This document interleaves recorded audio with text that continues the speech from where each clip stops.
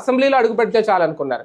ఆయన ఒక్కడే అడుగు పెట్టడం కాదు, ఆయనతో పాటు 20 మంది ఎమ్మెల్యేలను ఇప్పుడు అసెంబ్లీలో అడుగు పెట్టిస్తున్నారు పవన్ కళ్యాణ్. ఇప్పుడు తెలిసింది పవన్ సత్తా ఏంటో, ఇప్పుడు అర్థమైంది పవన్ వ్యూహం ఏంటో.